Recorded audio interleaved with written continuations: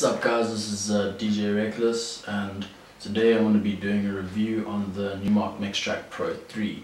It's quite a new controller.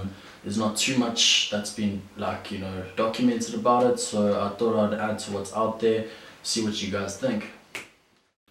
It's a lot more professional looking.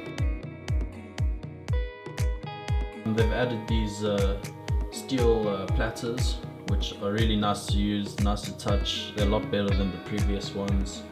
But a big thing is that they've added these much longer pitch sliders. They are 100 millimeters as opposed to the previous ones, which were a lot shorter and really hard to use.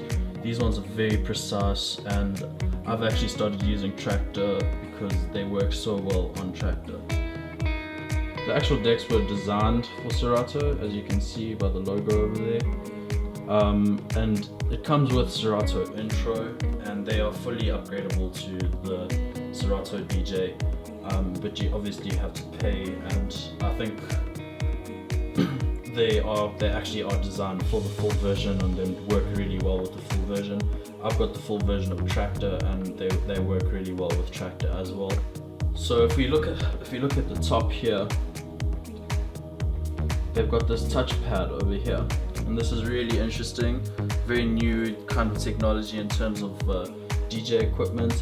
And essentially what this thing does is it has multiple functions. If I press these buttons, it turns on an effect, and you can actually just pan and slide the effect. And if you look over here, they've moved these performance pads. They're now at the bottom, which is actually a lot easier to use. Although I do find myself occasionally bumping them, but that's just something I'm gonna have to get used to, because I do think they're better down here. And they have like a whole bunch of different functions as well. You can change the looping, so you can just put it onto manual loop or auto loop using this. Manual loop, auto loop, and then a sampler as well. Another thing that I think they added, which is pretty cool, is this the sound filter button. It's just below the EQ over here. It can actually give you an example of how it works, and it does your LPF, your low pass function, and your high pass function on each side. So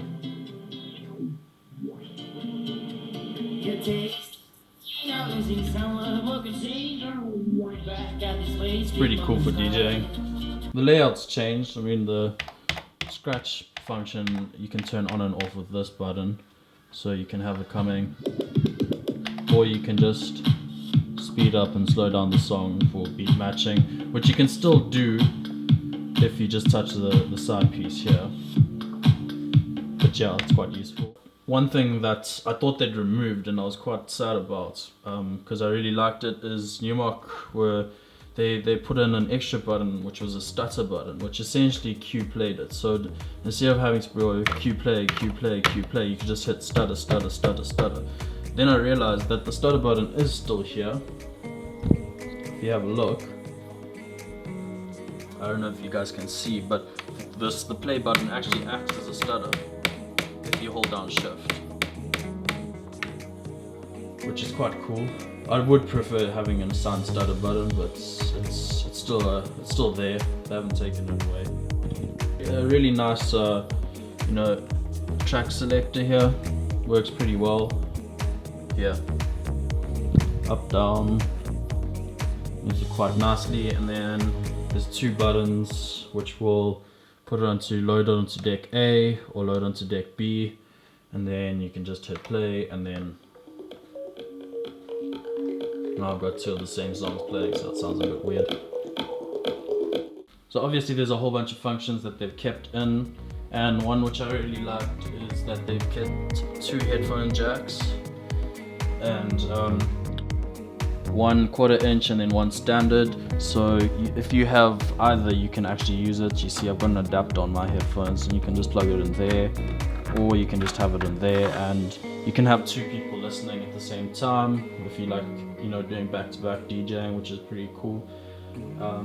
And it's loud enough to power both of them. I mean, this thing goes really loud. If you crank up the gain on the headphones, it really can get quite loud and deafening. So there it is, guys.